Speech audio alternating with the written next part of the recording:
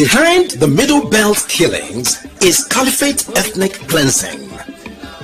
Behind Niger Delta agitation is Caliphate seizure of oil and gas. Behind Biafra and Odua agitation, Caliphate imposed unitary Nigeria. Behind the Caliphate itself is the rogue 1999 Constitution. Elections 2023 is Caliphate's push to retain the 1999 fraud. Nigerians, say no to any further election in the country. Let's take down the 1999 Constitution and save our people and our land.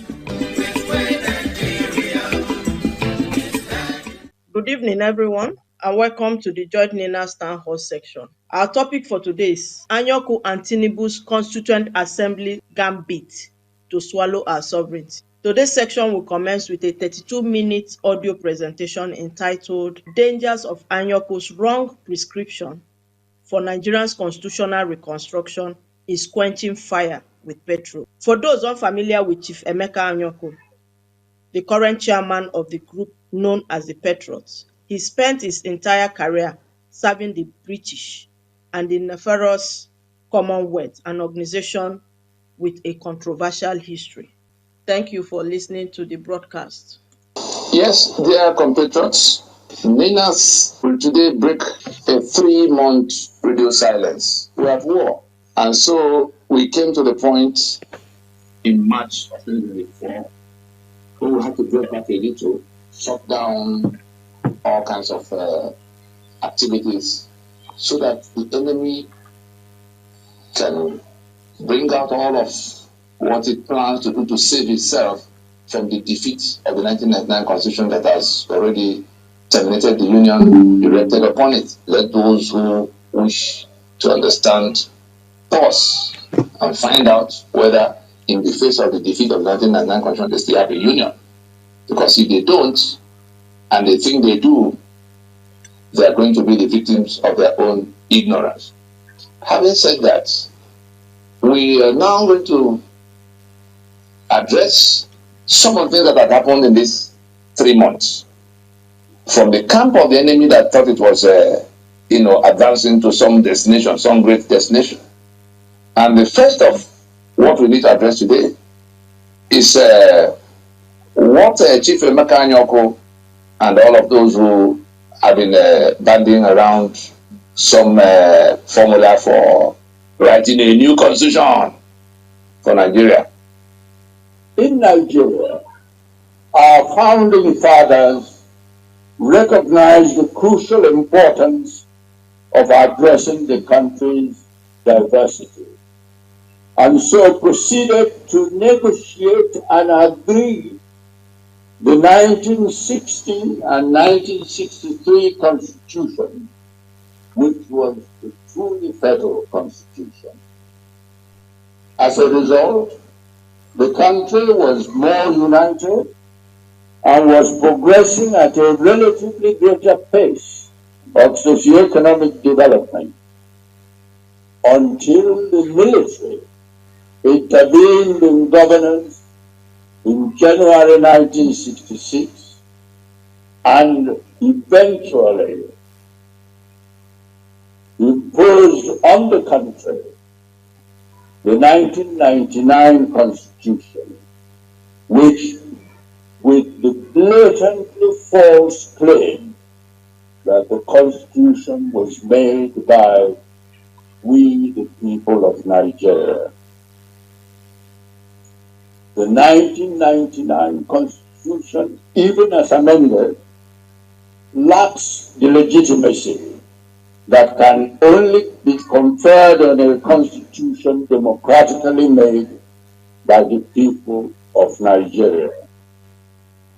We must therefore have a new legitimate constitution that will give us a different governance system that can tackle effectively the myriad challenges currently facing our country. In my view, the new constitution should involve fewer and more economically viable federating units. It should be made by a constituent assembly of persons to be democratically elected on non-political party basis. I would say of 3 persons for each of the 36 existing states and 1 person of the Federal Capital Territory. Their deliberations should take into consideration the 1960 and 1963 Constitution, as well as the recommendations of the 2014 National Conference.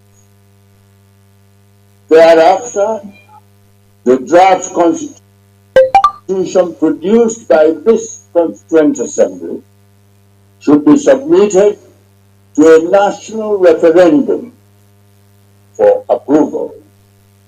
And in this way, we would have a legitimate Nigerian citizens' constitution. In conclusion, in order for a pluralistic country, Nigeria, to survive, I call on the presidency and the national and state assemblies to hearken to the plea of the patriots and others advocating a restructuring of our governance system. The plea for a bold step to give the country a new, democratically made Nigeria's People's Constitution. I thank you all. Let's take it from how they put it. Having listened to that, you see now that Chief Emeka Anyaoku does not, it does appear, because we are unable to believe that a diplomat with the level of exposure he has does not understand even the basics. The problem we need to solve in Nigeria today can be summarized as the falsehood contained in the preamble to the Constitution of Nigeria. Those 3 big falsehoods that say we the people of Nigeria, that is the constituent components of Nigeria, the nationalities that make up Nigeria, having firmly and solemnly resolved to live in unity as one indivisible and indivisible nation. Therefore, do hereby make and give unto ourselves the following constitution. Those 3 falsehoods, because nobody ever identified who the way the people are amongst those who locked us into this union in 1914. The British invaded the owners of the sovereignties, the ones with whose fathers they signed treaties of trading that became treaties of protection. By the time in 1914 they were going to, aggregate all those treaties into one political space, one political union. They did not go back to the owners of the sovereignty. So they avoided, they swindled them of their sovereignty by the amalgamation of 1914. From that time to this date, nobody had ever invited the Yoruba as Yoruba, the Ijo as Ijo, the Igbo as Igbo, the Thief as Thief to come to discuss union. And that's what constitution is supposed to be all about. Meanwhile, we have had constitutions since the first one of 1914 by order in council, another in 1922, another in 1946, another in 1954, yet 1960 after Lancaster House. Then we came to 63, then we came to 79, then we came to 99. In all of that, the owners of the lands that are conscripted into the Union of Nigeria had never been invited to any meeting of how they could be a union. And so when Chief Emeka Anyaoku, in the midst of this raging debate about the constitution of Nigeria, which he accepts and declared is illegitimate, the 1999 constitution, he says, is illegitimate because of its dubious origin, and that it's not the business of the National Assembly or the government to make constitutions for us. He knew that much, and he said that much. But then he turns around to say that to suggest that we can go and make another constitution now without reference to the owners of the sovereignties that will have to be consolidated into the Union of Nigeria. We are not prepared to believe that he does not know. And what is it we are saying he seems not to know? Somebody should ask Emeka Anyaoku, what is his understanding of the phrase, we the peoples of the Republic of Nigeria? Because if he thinks it's any group of people gathered in Oshodi Market, or any group of people that can assemble in the Institute of International Affairs, or whatever in Borokere, Port Harcourt. No, it means we the Yoruba, we the Ijaw, and it is only in that capacity that they can be discussing whether they want to be in union. You must identify the own, because we're talking about lands and peoples that will federate, that will unionize. It is in identifying the owners of the land who are now discussing whether they want to be in union and how they will federate, which was what Bola Ige was saying for many years. At the time we were talking about, they were discussing a sovereign conference to settle those two questions, because the Nigeria of 1914, amalgamation of 1914, is not different from the Nigeria of amalgamation of 1999. The only thing, on one occasion it was the British, on the second occasion the military wing of the Caliphate that imposed the constitution, the document they put our signature on without reference to us, and it became basis of being in union. It became basis of our sovereignty being taken away from us. It became basis of being in 36 states. It became basis of 68 items of exclusive list that took everything from everybody. And so that we the people, if Chief Emeka Anyaoku understands the meaning of we the people as referring to the owners of the constituent components of Nigeria, the peoples of Nigeria, he will not then think that the constitution that is being rejected now will be replaced by another constitution that does not refer, that does not take his bearing, take his life from the peoples of Nigeria,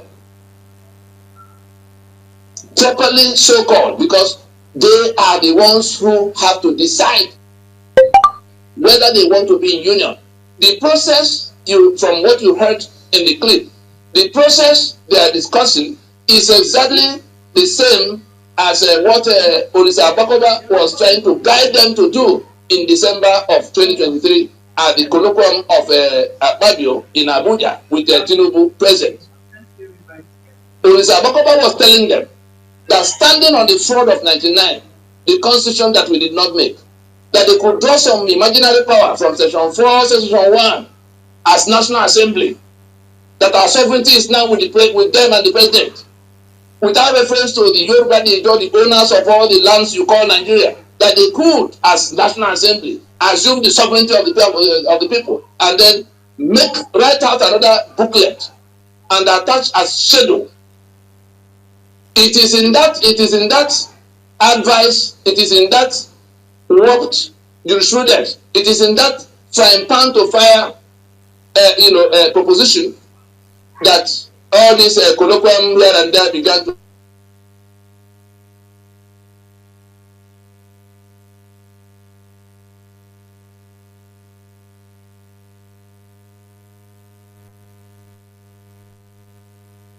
constitutions. And when you say we write a new constitution for Nigeria, a new democratic constitution for Nigeria, whereas Nigeria can only be one country as a federation, and a federation is a union of sovereignties, meaning a union of constitutions. Think back at the journey to Lancaster House. Was there not constitution of the Western region that came before that of the East and then the North in 1959? Was it not those three constitutions that went to unionize themselves? Should understand that a federation is only a federation, a union of constitutions. And so, if we're talking about writing a new constitution democratically, that is ignorance, to put it mildly. But we think it is more than ignorance because of the caliber. Somebody who had been in the diplomatic community in statecraft all his life, I do not believe that Chief Emeka Anyaoku does not understand that the Federation of Nigeria cannot operate one constitution and still be a federation. And so, we the people means we the nationalities. You cannot assemble any other group, there's no other assembly, constituent assembly of what? If you do not identify them, and in identifying them, it must be something that is documented all the way to referendum. For them to commit to wanting to discuss union. Because you come to the second leg of that preamble that says, having firmly and solemnly resolved to live together. And we are pointing out to you what went wrong, which we are trying to resolve, and which, if we don't resolve, the union is at an end as we speak. The union is already at an end, because the signature, the authorization for the 1999 Constitution is that falsehood that we submitted our sovereignty. Anybody who does not understand that will be a victim of that ignorance, because it's the type that kills.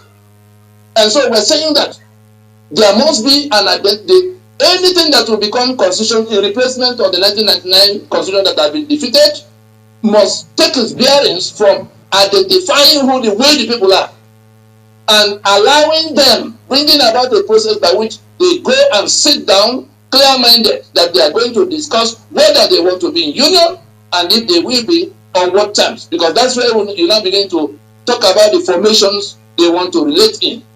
Is it 10 regions or 50 states or whatever? It has to be their decision. The Urobo must decide whether they want to be with the Edo and the Ejo or not in all of that. And so we are saying that it is in that misapprehension of the difference between we the people, that is the people and the peoples. The people of Nigeria, somebody, a foreigner can come say, Mr. President, I rejoice with Mr. President and the people of Nigeria, because Nigeria is already settled in the minds of that foreigner. So we are the same people. But when we are discussing constitution, that is why you hear the word peoples. And if anybody should know the difference between the people and the peoples of Nigeria and the people of Nigeria, it must be Chief Emeka Anyaoku, the diplomat of all life. And so it is when you have settled the first question of who the people are, that we go to the question of whether they have solemnly resolved to live in unity forever. That means they must sit down and discuss their sovereignty, whether they want to be alone as countries of their own, or they want to be in a confederation or loose federation, whatever. It has to be their decision. Nobody can come to impose it on them, like the British did in 1914, like Absalama Abaka did in 1999, or the one Murtala Mohammed did in 1975 that became 1979 Constitution. That's what we're trying to recover from. And we don't need any meeting, since our signature that have been inserted illicitly in the 1999 edition have been defeated by our coming to disown it. That's where we are now. We have no union. So those who are thinking that Nigeria is sitting there and they only need to write a new constitution, a new democratic constitution, for which Nigeria? Where's that Nigeria? Are we daft not to realize that there's no Nigeria now in the face of the fraud of 1999, which has been exposed adequately? And so the third item in that preamble of 3 lies is that we hereby made, enact, and give unto ourselves the following constitution. So that it is in resolving the question of we the people that were never identified, we the people that never met to agree to be in union, And we the people that never wrote any, distilled any constitution contrary to the claims of that preamble. Now that's what NINAS has mobilized, organized across the last 25 years, from 1999 to now. That's what we say must be resolved, or the union will go into dissolution. Let nobody imagine that there must be a meeting. It's like a marriage that has failed. If you put my signature on a document that had nothing to do with, and that is your basis of holding on to my sovereignty, holding on to my economic assets, carving me up into that 6 states in which I'm now a voiceless minority, and you sit in Abuja thinking you have a country, you must be out of your mind. And so the question of not making a distinction between people and peoples, and if Anyaoku and the school travelers will not come to where they can, the Ninas that can explain it quietly to them, they can at least go to Professor Anthony Akiwale, who made that distinction succinctly, where we were talking about Nigeria that must make U-turn. He made that distinction in a manner that convinces us that he can explain it to whoever wants to be explained to. Quite often when we speak about Nigeria, we collapse the distinction between country, state, and nation. We tend to think that the three mean the same. We tend to think the three are synonyms. A country is a territory. From the Latin contra terra, the land that lies ahead of you. A country is a territory. It is not necessarily a nation. A nation is an association of peoples. And I use that word in the plural deliberately because of diversity. A nation is an association of peoples who identify their shared core values. And on the basis of their shared core, they give themselves a constitution which will now establish institutions that make up the state. What we have in Nigeria and in most African countries is a confusion. They would think the nation is the state. The nation is reduced to the state. We have a country quite all right by the fact that we live within a territory, even if that territory is not secure, as we all know. But we don't have a nation until we build a nation. We can't even talk of unfinished greatness. And I have to make a critique of the title of Governor Fayeme's book. It presupposes that there is a project that is unfinished. I am saying we have not even started the project. Oh my God. And we need to stop deluding ourselves. And it is when we begin to identify our shared core values that we begin to build a nation. What we have right now is a state held together at gunpoint. And when the state begins to oppress the citizen, there will be cries of marginalization, there will be secessionist and separatist agitation, there will be insecurity. Now we have set up Nigeria to be a place where the state is more powerful than the citizen, and the state is oppressive. We need to retrace our steps. Quite often, Nigerians ask, which is the way forward? And I say, if you're moving in the wrong direction, you shouldn't be going forward. You should make a U-turn. And then the question of one constitution that has to be made now, the constitutions of the federating units that will have to emerge first. Anybody who is talking about what to do with Nigeria now, who does not identify the owners of the land that own the sovereignties and the right to self-determination, both inalienable. The sovereignty is inalienable. They only need to, it only needs, Yoruba, for instance, only need to be Yoruba in Yoruba land. Just like the Scots in Scotland, the Catalans in Catalonia, the Ijaw in Ijaw land. That's all you need to be the owner of your sovereignty. Therefore, to be the exclusive custodian of your right to self-determination. Nigeria had been done, the Nigeria of now, the Nigeria that came in 1914, was done in negation, was imposed in confiscation and negation of our sovereignties and our right to self-determination. And that is what we are resolving now. And because those two are inalienable, we do not require anybody's approval or permission, including the illicit federal government still in Abuja or anybody at all. Yoruba doesn't require anybody's approval to live in Yoruba land by themselves. If you want to be in Union of Nigeria, you must then persuade them. Doubt me, go to the UN instrument on the question. The UN may have lost its mind for a moment, but there are instruments that determine how those things are settled.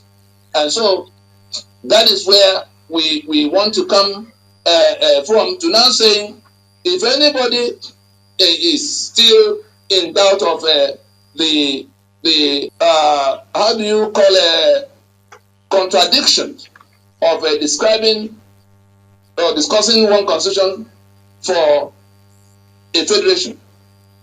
Chief Emeka Anyaoku says that the representation in the place of making that constitution, the Constituent Assembly was recommending, he says it should be on the basis of 5 delegates per state.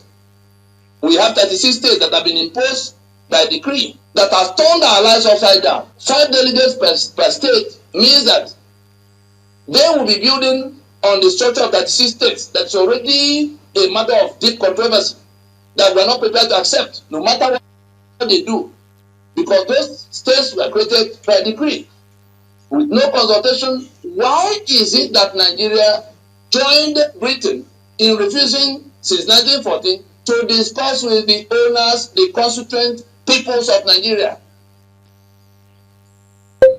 If the Ijaw had to be in union with anybody, if the Igbo had to be in union with anybody, if the Tiv had to be in union with anybody, if the Yoruba had to be in union with anybody, what is the difficulty in setting up a process that will identify them to be the we the people, that will allow them to discuss so that they can say they have agreed to be in union, and then allow them to codify their discussion after they've gone through all the process? That is what NINAS has placed on the table, a plan to do that today.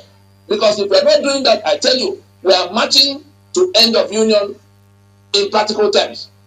People are going to take their portions from that sword of 1999 and whatever they need to defend themselves in the place. Remember, it is that constitution that holds onto their sovereignty. It is that constitution that took all the economic assets, whether it is oil and gas in Niger Delta, or the ports in the coastal areas, or the solid minerals of the rest of the country, like the limestone of Benue that was allotted to Dangote to own and be Africa's richest man. All of that.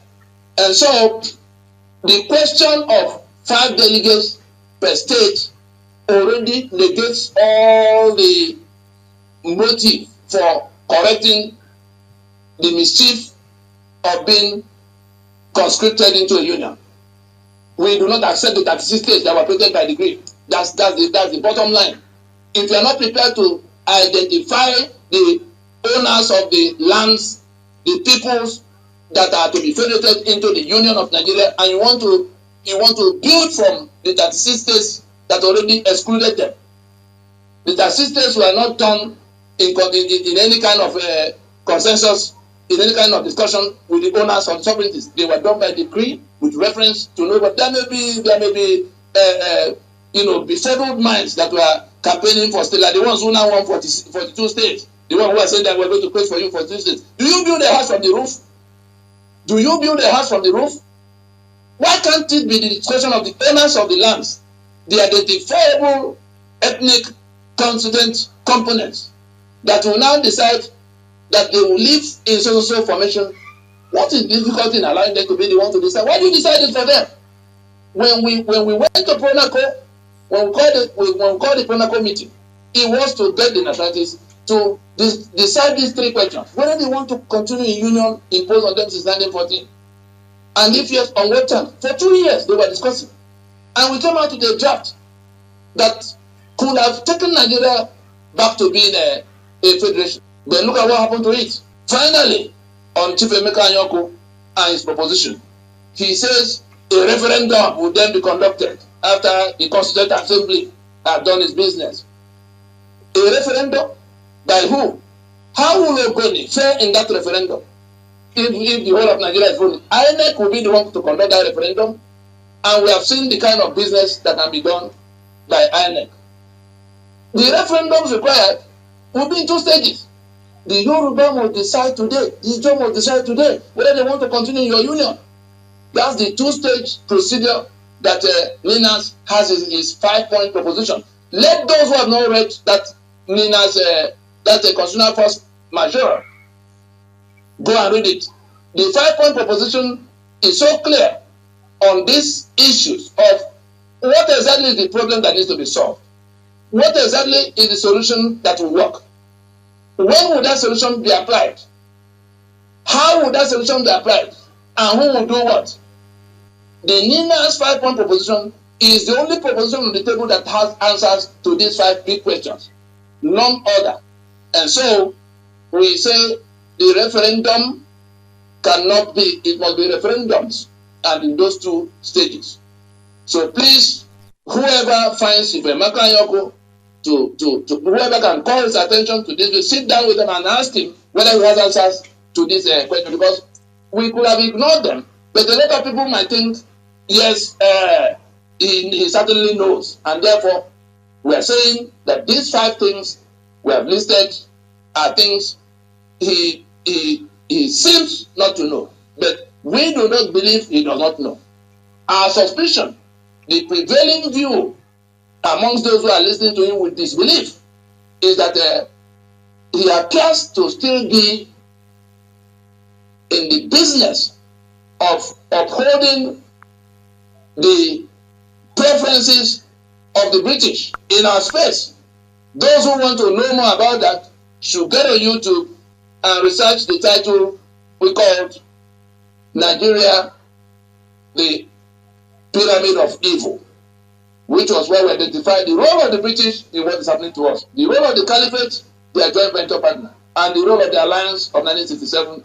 Make a map of Nigeria, put all the actors on that map, go back to that Pyramid of Evil, and you will see who and who is working together for what purpose. Our suspicion is that it is not ignorance that is playing, it is a motive, clear-minded motive to keep things the way the British, the Caliphate, and the Alliance of 1987 wants it. We'll stop there. Thank you for listening. We are delighted to welcome the NINA spokesperson, Mr. Tony Nnadi, for a more detailed examination of today's topic, Anyaoku and Tinubu's Constituent Assembly gambit to swallow our sovereignty. Sir, please, you have the floor. Yeah, thank you. Welcome, everybody, once more to the town hall session of today. Congratulating everybody, because it is what Nina set in motion that is driving the entire country at this time. Whether you are looking at the government or the young people who began to organize protests, or the patriots who have just regained their consciousness, because one will ask, where have they been since 1999 when this abomination was instituted? The Constitution 1999, Unitary Constitution for a Federal Union. Where have they been? Where were they in 2003, 4, 5 when we convened a meeting of the owners of Nigeria that became Pronaco? Where were they when Pronaco, finishing its business successfully, went to court under the aegis of MNN to raise this legitimacy question against that constitution formally in court? Where were all of them? Where were they when Ninas began to mobilize the owners of Nigeria beyond the consensus that had been built in Pronaco? And we just did it. We didn't just go gather to begin to hold meeting. It began with going nationality to nationality to wake them up into the danger we were all in, inviting them with their own positions for what they would have preferred if Nigeria were to be discussed by them. That is, make your positions, your charters, your drafts for how you will want to, exist, how you want to operate in your space. And if we were to be in a union, what will you prefer? That was what we went to do in Pronaco. We succeeded in getting a consensus of what they would prefer. The British didn't ask them that question. Lancaster House was just the politicians that the British had groomed that went to Lancaster House. The people were never invited into that discussion. Even by way of referendum, in terms of, we have written what we want, you come and say yes or no to it, which is totally inadequate, grossly inadequate for what the situation requires. But even that was not done all through these many years. And so we came to where, after the Lagos eminent declaration of June 30th, 2011, that's after the 2011 election, where this same caliphate said they were going to render Nigeria ungovernable if one of them did not become president. If Jonathan contested, in that electoral cycle, and they began to make it ungovernable, because the day the result was announced, that was the day they began to kill coppers in Bauchi. That was the first time they announced themselves as Boko Haram. They no longer believed in democracy. They no longer believed in anything, because one of them was not president. And we wobbled from there. It was that eminent legal declaration that mandated the nationalities to go and hold their solemn assemblies to announce to the outside world that our union had failed and that we were putting our acts together to reassert our sovereignties, to recover our sovereignties that Nigeria had been holding on to since 1914. And so, I'm touching on all of this to let us see clearly the criminality of jumping in from nowhere and studiously avoiding those who had done the research, who had done the work, who have placed on the table a clear pathway, a clear framework, a clear strategy for addressing the problems we're all seeing.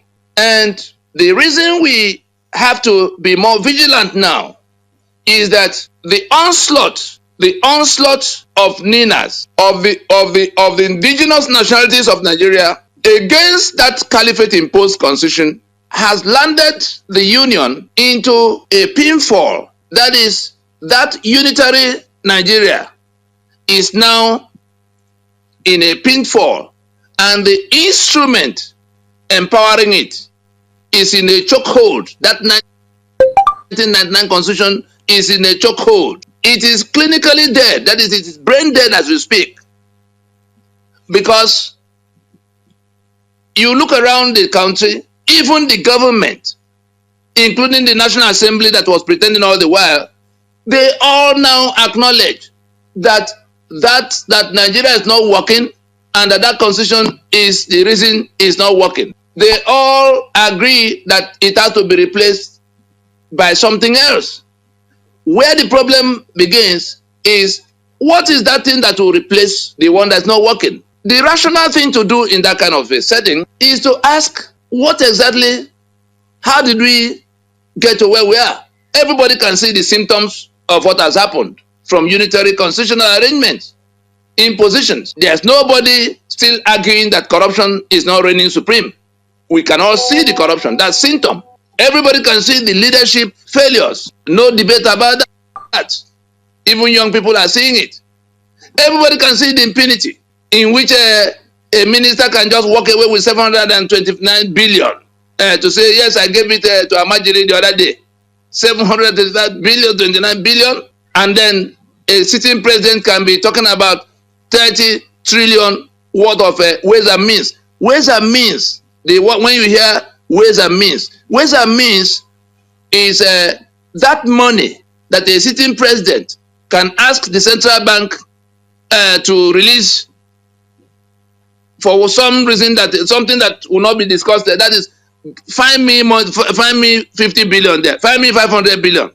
After we will tell the other people ways and means, because there are times there could be an emergency, like COVID could come, or some war may break out with the border with the next country. Something could happen, and the government there's no time to build the expenditure required to meet that need into a budget, and so you have an urgency to go take money and solve the problem. Yes, you can then raise what you call ways and means. Take the money and then get the authorization after. But when ways and means will be abused to the tune of 30 trillion in a country where out of the 8 years of Muhammadu Buhari, there were times the entire budget did not come to 5 trillion. In the year, I remember when there was a budget they had done for 6 or 7 trillion, and then they were looking for loans, foreign loans, to be able to make it up, so that they can finance that budget. That would then tell you the gravity of what it is for a president to take away between himself and the central bank governor. That's why they're holding MFLA, so that they don't want anybody to hear all of how they did what they did. That's why they're holding him in the manner they're holding him. Not that he's innocent. He's the one that had to work with them to carry out this grand stealing, this grand robbery. And so I'm just saying that everybody can see the symptoms of corruption, the symptoms of failure of leadership, governance, and everything. Everybody can see the infrastructure that is in decay. Everybody can see the electoral malfeasances. That is to say, you can't say people get to power on account of the vote you cast. So those ones are the symptoms. If you want to solve that problem, the rational thing to do would be to say, how did we come into all of this? And that was what Ninas did. To say, yes, there's corruption, but why? Anyone you ask the first why, it will give you an answer. You take that answer, ask another why. Okay, there's corruption. Oh, officials are stealing money. But why is it so? Why have we not been able to stop them? Then you begin to see that the Constitution grants them immunity. The Constitution gives them the spare key to the treasury. The Constitution of Nigeria absolves them of responsibility towards the citizen. And if you think it's a conjecture, Section 6, subsection 6C, absolve the government of responsibility towards you. All the good things that should accrue to you as citizen of Nigeria are listed in Chapter 2 of that Constitution. Security, welfare, equal treatment, good school, good hospital, good road, everything, electricity, everything that will make life possible for you. Equal treatment, non-discrimination, everything is in that Chapter 2 listed for you. But Section 6, subsection 6C of that same Constitution renders it non-justiciable. In layman's language, makes it discretionary. It's not a legal obligation in your favor. It should have been, but those who drafted the Constitution did not intend that you get anything at all. And so, by that Section 6, subsection 6C, the government is absolved of responsibility towards you in every manner you can imagine. And so they don't owe you obligation. Then you come to the appropriation provisions where the spare keys of the treasury are left in the hands of the heads of the executive branch. The president can take all the money in the central coffers. The governors can take all the money in their states, just because of the loose appropriation provisions crafted by the criminals operating the criminal enterprise. Then you come to Section 308 that grants them immunity in all the time they're in office. And so, it is in knowing all of that that you can then put your finger on the real ultimate cause of the problem. That the Constitution provides XYZ that makes it possible for ABC to happen. they don't owe you obligation, they can take all the money in the treasury, and you cannot ask them question why they're doing it. You then ask another why. Who wrote this kind of constitution and these provisions? That is when you begin to come back to the people that toppled the federal constitutional arrangements we had and imposed the unitary arrangement by brigandage. You will then see the caliphate and their military wing. You will then see the date in November of 1975 that Murtala Mohammed, who was the effective head of that military wing of the caliphate as at that time. Remember, it was the same Murtala Mohammed that decapitated the federal constitution of Nigeria when in July of 1966, himself and his confederates declared Araba. They declared secession from the Federation of Nigeria, moved the capital to Ilorin, but for the British High Commissioner that jumped into the fray to say, hey, don't go, there's oil in the east. They had left the Union in secession. From that night, they killed the Ironsi, killed all the military officers, their colleagues in the Nigerian army, sleeping in the same barracks with them. They blew the beagle at night. The beagle is the summoning instrument. When you hear the beagle, you jump out of your bed, get into your fatigue, that is your battle gear, and run to the parade ground. They blew the beagle. Everybody ran to the parade ground, leaving their wives and children in the quarters. It was at that parade ground that they separated them in the dead of the night, 1 a.m., 2 a.m., across several locations. And they executed the Igbo officers and men point blank. Then went in that strength into the city and began to kill them. Kill Igbo. That was the instruction. Kill all the Igbo you see. And it went on from that July throughout August, throughout September of that 1966. And it was that same Murtala Mohammed who had initiated that decapitation of the Federation of Nigeria on the 29th of July in 1966 that also toppled the government on the 29th of July in 1975, overtaking Gowon. And then the first task he gave out, talking about the patriots, the first task Murtala Mohammed gave out after overthrowing Gowon in July of 1975 of a constitution by which they will be handing over power to civilians in the transition they had announced to continue from where Gowon stopped. Take note of what I've just said. That is why we are tackling Chief Emeka Anyaoku and his co-travelers and their host, Bola Tinubu. They have just initiated one more time the very thing that Murtala Mohammed did in 1975 that landed us in 1979 ditch, from which we have not recovered since 1999. They decided among themselves what will be the constitution for Nigeria, having decapitated the agreed constitution that made us a federation, in which the federating units, the 4 regions, had their constitutions, were the owners of their assets and all the powers to work those assets. They had confiscated all those things since 1967 when Gowon truncated and fractured those 4 regions into 12 states. And the illicit federal government that emerged from that 67 took over the assets of those regions and the powers of those regions. That is what they loaded into the exclusive list that emerged from the 1979 reinforcement, but which was initiated by Murtala Mohammed through the drafting of constitution before the convening of a discussion.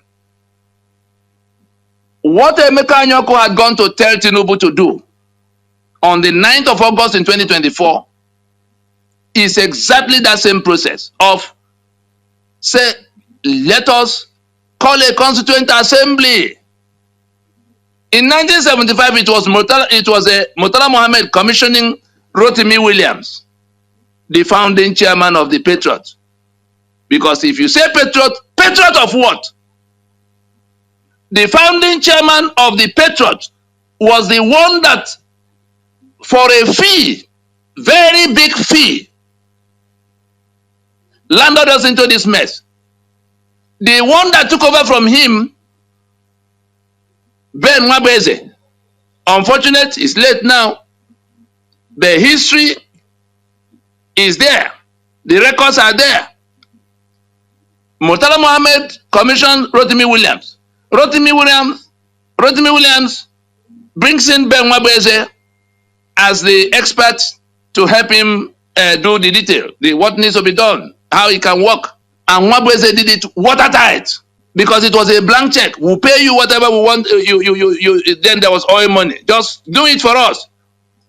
I'm able to tell you this because the first person Rotimi Williams went to in search of how to do that contract of drafting our damnation for the caliphate for a fee was Prince Tani Moshe Bankole Oki. Prince Tani Moshe Bankole Oki, who was Rotimi Williams' contemporary. They went to study law in England about the same period, and then so they've been knowing themselves from what you could call childhood. And being a brilliant lawyer, one of the best draftsmen, Rotimi Williams ran to him, say, "Hey, I have this big brief. Let's go and do it. The fee is whatever we put in as our invoice." But when Bankole Oki looked at the instruction, what is it to be written into that constitution, into that draft? He told Rotimi Williams to please not do this transaction for these people, because Bankole Oki was telling me this. He became one of our plaintiffs in the suit challenging the constitution. He was 90 years at the time he joined us in that suit. He was chairman of Nigerian, the body of senior advocates in Nigeria. So he wasn't just another lawyer. And for somebody who had been inside the innermost workings of government, he was the one that, as permanent secretary of the Ministry of Defense, carved out the Nigerian Air Force from what used to be the military, the air wing of the Nigerian Army. It was Bankole Oki, as permanent secretary in the Ministry of Defense, that carved out your Nigerian Air Force that you have to this date. So he's not a stranger to how Nigeria was formed. And so, back to the question of the reason I'm giving the reason I'm going into this detail, and I'm not telling you what I heard from the grapevine. Bankole Oki told me this in course of the challenge we mounted against the foundation of that constitution, the illegitimate, the illicit foundation upon which we are building the Union of Nigeria. And so, Bankole Oki rejected that largesse, that big fee that Murtala Mohammed would have been paying him if he did the job. But Rotimi Williams then went away in search of who else. And that was how he went to the University of Lagos. This young teacher, the law lecturer called Ben Nwabeze, more than glad. They went into the task and drafted the constitution governed by that instruction material that turned Nigeria into unitarianism. And if anybody thought they didn't know what they were doing, go and listen again to that clip from that inauguration of that Williams committee in 1975, where Murtala Mohammed was saying that the British ran Nigeria as a unitary entity, but when they were going, because of our diversity, we embraced a federal arrangement, but that it hasn't, somehow it has collapsed and we need to go back. So it was clear in the mind of Murtala Mohammed that they wanted to go back to centralized control of the entire structure, of the entire system, so that the caliphate stepped, by that manipulation, the caliphate stepped into the shoes of the British as the owners of Nigeria, with every power they will require. And so, Ben Wabweze was the second chairman of the Patriots after Rotimi Williams. The third chairman of the Patriots is Chief Emeka Anyaoku. And so when he goes to the villa, addressing the media, say, hey, you know who the Patriots are. As if they are the ones watching the back of everybody. They were the ones that plunged us into this mess. Otherwise, let Chief Emeka Anyaoku tell us where he has been since from the time Nigeria fell into this darkness. He worked for the Commonwealth. He worked for the British throughout his life. Why is he now the champion of how we are going to recover from what the British imposed on us? And in doing that, one will have been prepared to extend the benefit of doubt to anybody else. But not a diplomat at that level that will not understand that a federation does not function with one constitution, and that Nigeria is in the mess it is today because we corralled everybody into one constitution. And we are struggling for 25 years to topple that constitution and return our sovereignties to the owner so that we can work out fresh protocols amongst ourselves.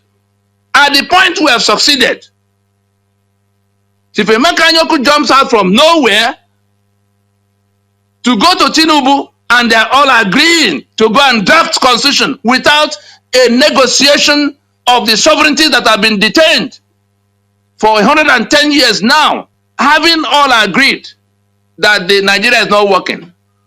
Having all agreed that the reason it's not working is because we have a unitary constitution. Having all agreed that we need to depart from that. What is the difficulty in going further to agree that those who were alleged to have submitted their sovereignties and agreed upon the terms of the union, that is sovereignty to form a union, that's that preamble. Anybody who wants to know what Nina says is wrong with what Emeka Anyaoku has gone to submit to Tinubu should listen. Go to the preamble of that constitution, 1999. There are 3 very heavy falsehoods that are responsible for where we are as a union today. The first is the claim that we the people, that is we the sovereign constituent component, we the Yoruba, we the Ijaw, have firmly, the second is that they say we have firmly and solemnly resolved to live in unity forever as one indivisible and indissoluble country. That's the second false claim. And the third false claim is that we therefore made and gave unto ourselves that constitution. Those are the 3 things. Because it is in that we the people that the British evaded the owners of the land at the time they crafted their 1914 union. We the people were not involved.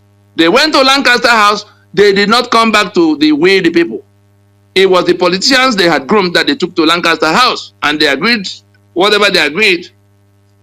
And then eventually, even that marginal discussion, because what Nigeria died at birth, Nigeria was stillborn because the British deliberately left the guns in the hands of Ahmadu Bello, the North.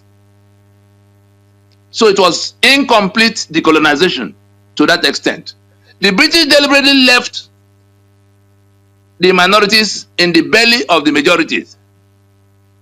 Western region had the Urobo, the Edo, and all of those who became Midwest, and they left them deliberately in the belly of the Yoruba majority Western region. They left the Ijaw, the Anang, the Efik, and all the rest you call the Eastern minorities in the belly of the Igbo-dominated, Eastern region. In the North, they left the entire Middle Belt in the belly of the Caliphate North. And so, for those whose sovereignties were left in the care of others who were considered the majority, it was incomplete decolonization. They never got back their sovereignty at the time the British left. It was in the course of trying to beat down Awolowo that they allowed the Midwest to go from Western region. It was in the course of trying to beat down Eastern region that they allowed what you now call the Niger Delta to go from the Eastern region. Never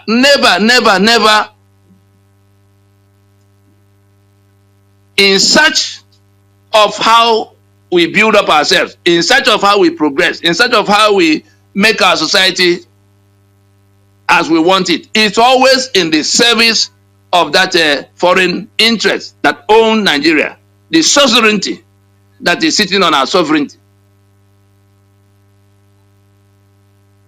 Their local agent, their chief local agent being the caliphate.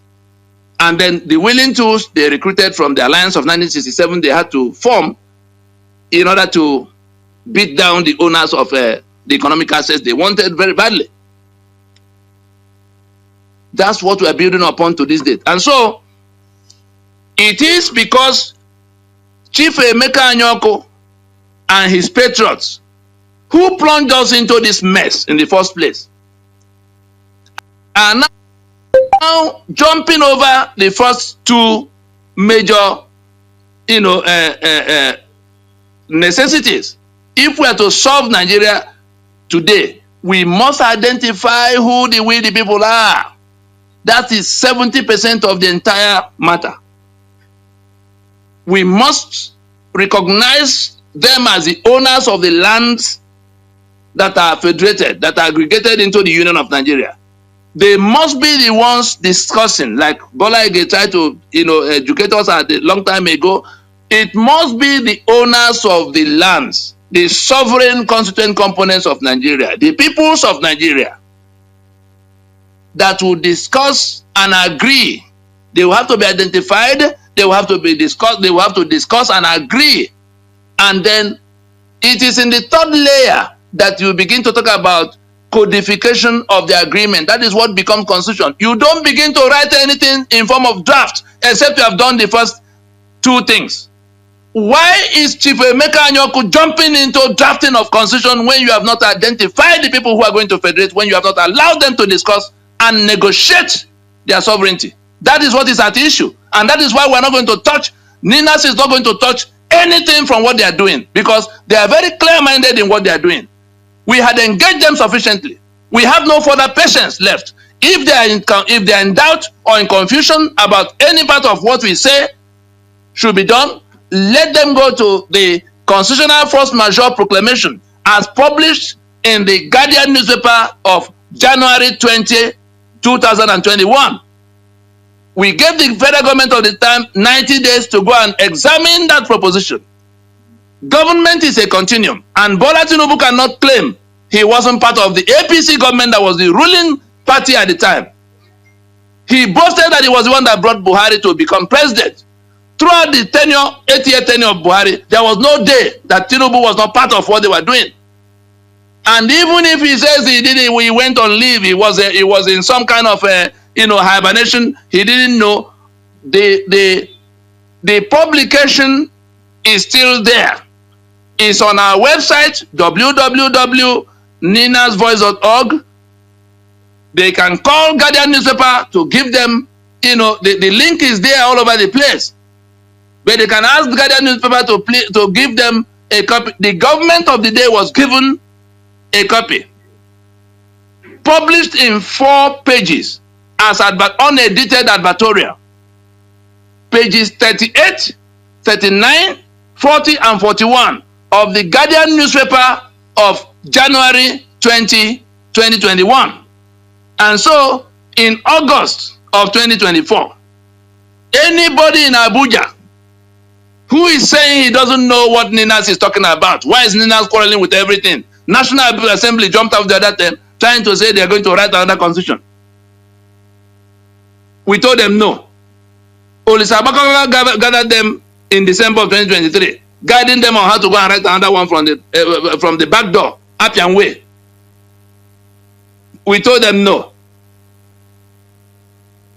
Then they went to Colloquium of Lagos to get Emeka Anyaoku to come and present eminent people's view on a matter as delicate as this. And in that first major proclamation, there were 128 signatories,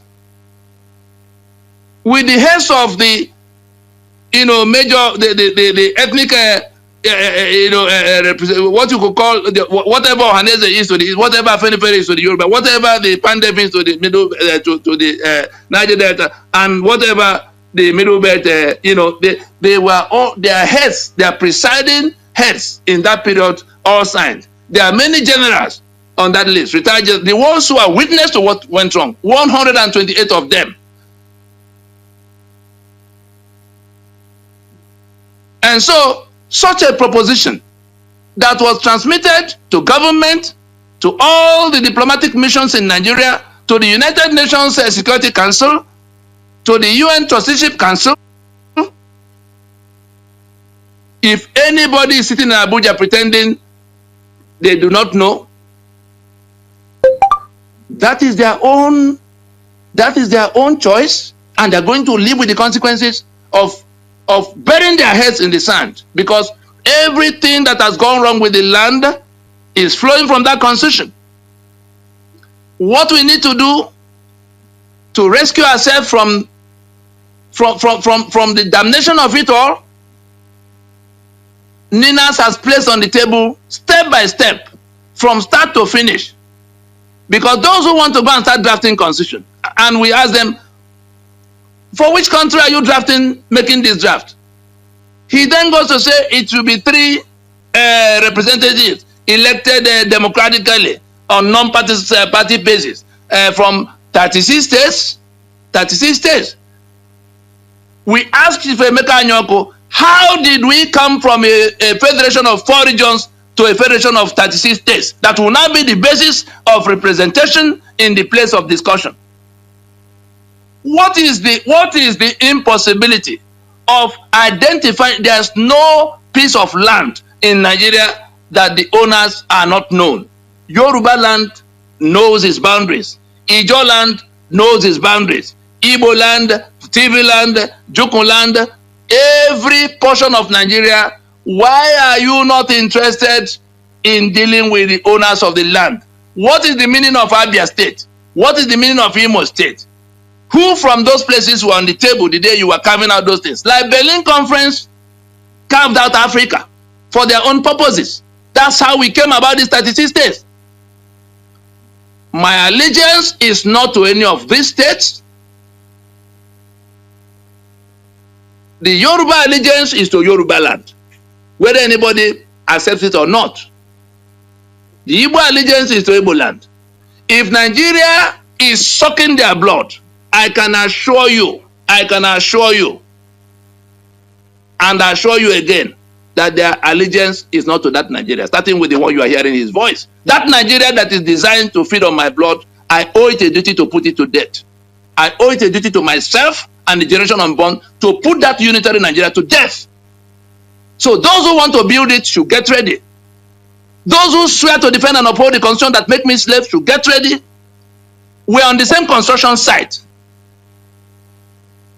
More than 70%, 75% of those on that construction site are struggling to pull down what you are building there, because you are building an architecture that makes them slave in their land. That's why Nigeria is not going nowhere. That's why Nigeria has not gone anywhere. Because it has become a union of death. A federation is supposed to be a symbiosis.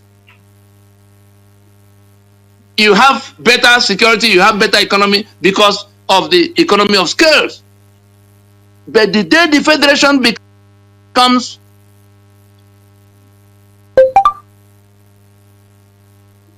a toxic parasitism, like Nigeria has become for the constituent components of Nigeria, I tell you, that federation is at an end. Luckily for us, it's not a mystery. We have on the table the constitution that was imposed to make it so.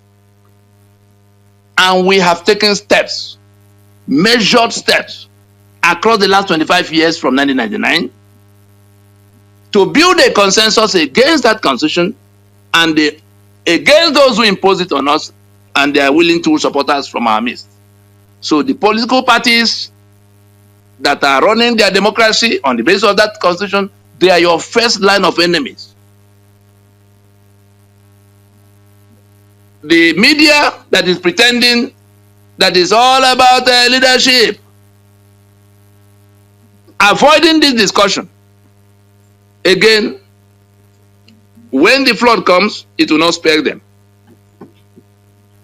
The church leaders that are mobilizing for PVC, people are discussing 2027 election. On which to govern which Nigeria? Where is that Nigeria to govern now? Under which constitution are you going to be going to that election and building that democracy? But for the ones who go to vote, the ones who go to renew their damnation every 4 years by way of voting, oh, it's our turn. It's our brother that will become president. I'm sure the Yoruba is not living in another world now. They are buying the same prices as everybody for food. They are buying the same prices as everybody for petrol. They are not safer than anybody else because Fulani marauders will come and behead them. They beheaded the Kitty Kings the other day. As it is raining in the east, that's in the middle belt, that's in the west, under this constitution. And so the fact that there's a Yoruba president there today has not changed anything for Yoruba people. Jonathan was there, it didn't change for Yoruba people. Obasanjo was there before, it didn't change for Yoruba people. You had the other fellow from Kano the other time saying that everything put together, that they are the ones poorest, most insecure, but they've been in power longer than everybody else. So what is the purpose of going to renew the life of that constitution? And therefore, we have touched all of what we set out to do. Where are we now? Ninas is saying that it is the defeat of the 1999 constitution that has brought everybody into this frenzy of looking for replacement. But Ninas insists that the 5-point proposition that have been tabled since 2020 is the mechanism, is the most potent mechanism, the safest mechanism for arresting this drift into anarchy. And what are those 5 points? Can we not now acknowledge, like South Africa did in 1990, that this constitution, unitary constitution of Nigeria, is the source of all our miseries and our woes? That is our first demand. That is our first proposition. Can we not now say and commit to decommissioning it, like South Africa did in that one broadcast in 1990, that yes, this is the problem, apartheid. The solution is to decommission completely, wholesale. Has it not come to where we can say, we have done elections 7 times over, it hasn't solved our problem. Let us now suspend the journey to any further elections and solve this problem. If we do not halt, if we do not force to a stop the plan for another election, presidential election, I mean, I'm not talking about the that will happen soon or that will happen. I'm not talking about off-season and scattered elections that they deliberately stagger to make sure that the INEC is doing something throughout the year. Is their plan to keep you busy? Oh, PDP must live, APC must survive. We are talking about the general elections that happen once in 4 years.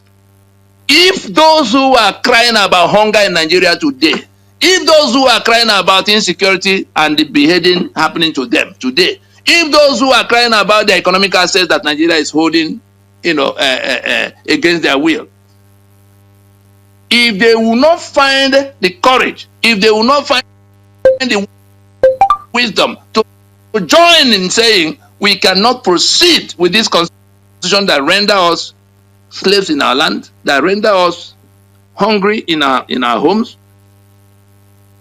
that render us the poverty capital of the world. If they are not willing to do this little bit that Ninas is inviting them to do, to reject further national elections under that constitution, and that rejection is now, what then happens? Demand for transition, that we have to go and rework that constitution. What do we need in place of the one we are rejecting? We have already distilled it. We have already distilled what it wouldn't take 3 months if people wake up to what we're saying. But if they insist that it must be their turn, like Peter Obi and his co-travelers try to go to take their Igbo turn at presidency, look at where we are now. Look at where we are now. It was because Peter Obi wanted to be president, and the Igbo who refused to listen to what the problem was, joined him. Then the rest of the people who have been talking about leadership, when the constitution is the problem, how did we come about bad leadership? Constitution. How did we come about corruption that Peter Obi is coming to cure? Constitution. Why do you leave the tap on? If Peter Obi had been declared president, will it become the constitution to settle the question we raised from that preamble? How will his presidency become the answer to that falsehood of we the people? How will his presidency become the falsehood? Become the answer to the second falsehood of the fact that we have agreed to be in union forever? How will his presidency turn the falsehood of we writing and giving ourselves that constitution? So it won't solve. It will not change the 36 states we shouldn't have been. It won't change the several and several local government areas they smuggled into the place, and we are now financing 812 governments every month, borrowing 40 years into the future to finance the bureaucracy of now. It is because they are dishonest. All of those who belong to the political parties contesting elections under this constitution are the primary enemies of the people and peoples of Nigeria. All the political parties subscribe to that constitution. Is 25 years not long enough to explain it to them? If they have not understood it up till now, they will wake up under the rubble of their foolishness, of their ignorance, of their dishonesty, because the owners of the sovereignty are not. You heard Emeka Anyaoku saying that it is the unity of Nigeria that is paramount to them. We Ninas is saying it is the survival of the trapped constituent components of Nigeria, those trapped in the carcass of that defunct Federation of Nigeria that died since 1967. It is the peoples of Nigeria that we're concerned about. We're not concerned about their stupid Nigeria, their unitary Nigeria, their Nigeria, the union of death. No, that's not our concern. But that is what Chief Emeka Anyaoku talked about as their principal concern: the unity of Nigeria and the survival of Nigeria. We are talking about the survival of the peoples of Nigeria. There are two different transactions. What you need to do to keep Nigeria going demands the blood of the Nigerians. What you need to keep Nigeria of unitary is a monster that feeds on the blood of the innocent. Every day you keep this Nigeria, it requires no less than 5,000 lives. 5,000 lives every day to keep going. And so, yesterday it was the Ijaw that they had to massacre in Odi. Next time it was in Zakebia. Before that it was the Igbo. Prior to that it was the chief. Long time before it was on the streets of Ibadan that Nigeria had to massacre to feed that monster. Today the entire Middle Belt is contributing the blood that is required. And then the snacks, the Nigeria snacks on blood. The snacks in between are the ones your kidnappers are doing. Your all kinds of other, and then the young people that die in the desert, struggling to get to Europe, that drown in the Mediterranean. These are all the snacks that monster, takes. Blood of people who should have been growing happily in their country. And so, where we are now is simple. They are trying to do what they can do to sustain what they are sharing. We must do all of what we've drawn the line. That line is that constitution. Those who are not standing with us to say the first line of discussion is to acknowledge that we can no longer continue to build a union and a democracy on a constitution that render us slaves. The second thing that must be said is that we must go to transition now. Anybody who does not publicly commit to no further elections under this constitution, transition now. Emeka Anyaoku, Tinubu, protesters of end bad governance. Anybody who does not mount the rooftops today in 2024 to say that that constitution is the problem, to say that we have to decommission it, to say that we have to suspend further national elections under it, to say that we must go now to transition to rework in 2 stages that will identify the owners who will then have to negotiate. Anybody who is not saying that is part of the problem. It doesn't matter how you speak it in English or how you lament it in your local language. That is where we are now. And I would think that we need to understand the meaning of what has happened. The people in Abuja do not understand the meaning of constitution. So they're thinking it is the booklet that Olisa Bakoba was guiding them to go and write. Constitution is union agreement. Where we are now is a very good place. That constitution is dead. Our sovereignty is back on the table. If we listen a little more to ourselves, everybody will take back their own and we go to another meeting. We have kept the door open for the government to transmute and transform itself into a transitioning arrangement, a transitioning process. They become a transitional authority.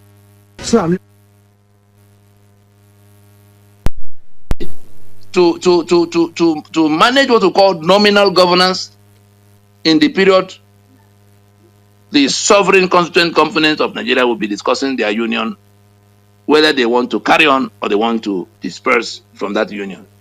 Like CODESA happened in South Africa between 1990 and 1994. NINAS is the only group still making any kind of accommodation to the criminals that have held us hostage all these many years. To say, let us close our eyes to what happened yesterday for the sake of orderliness, to avoid anarchy. Stay where you are. We're not if the task is to remove people from government house, any group of 2, 3, 4 soldiers can organize it. It won't take 1 month. If it is to sack government, that's not what NINAS is discussing. What NINAS is discussing is the constitution by which people are ruining the lives of others. And we have been extremely patient. We have been painstaking, explaining every step of the way. But those who gather in the refuge camp of regional renegades called Abuja are imagining that our sovereignty has now become theirs. That is, they are now the owners and custodians of our sovereignty to now sit and write constitution for us in Abuja. It's a tragic mistake. The owners of the sovereignty don't owe you any visit to Abuja. I saw some people. Many people were asking us, oh, now that Emeka Anyaoku has gone to meet Tinubu, why not NINAS go and make sure that we don't owe them any visit to Abuja.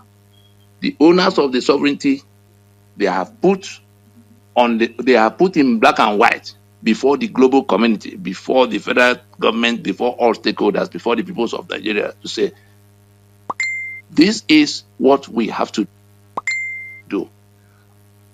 Unless that gathering in Abuja commits to solving this problem, there's really nothing to discuss with them, because remember that NINAS has its own autonomous process, independent of whatever anybody else is doing, to get at its own defined destination.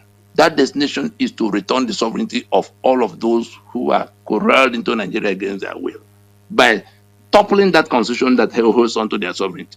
And with the collapse of that constitution, everybody will take back their portions, which will include their land, their economic assets, and the right to defend themselves in that space.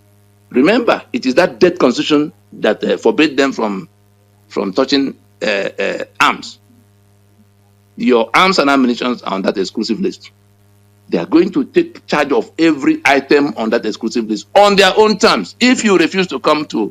So this is the time to decide whether you surrender unconditionally to those 5 points of proposition. Nothing will be added, nothing will be subtracted. Anybody who wants to add, anybody who wants to subtract, will have to convince us that that constitution is not the problem, that we can keep it for another season and go to another election, that the owners of the sovereignty are not the ones to discuss, that is Abuja. Those are the things you can bring now and persuade us to live where we are. But if you can't bring a superior argument to what we already have in black and white, I tell you, the sovereignty of the peoples of Nigeria, inalienable. They don't owe you any explanation for what they do with it, how they recover it. Their right to self-determination, inalienable. They don't need to talk to you before they exercise, before they assert it. They say assert. It's not to be. You are not to be convinced before they. So you sit in Abuja blowing your siren, and the governors that come to support them from various areas, I tell you, they are living on borrowed time. The constitution from where they draw power and authority is dead and gone. The only reason is still they are still able to gather every month and share money is because the people who are living in that bondage have not a critical mass have not woken up to this new reality. The prison gate is wide open, and Ninas has its programs for how that joint jailbreak will be enacted. I think we have covered enough for one session. Thank you for listening.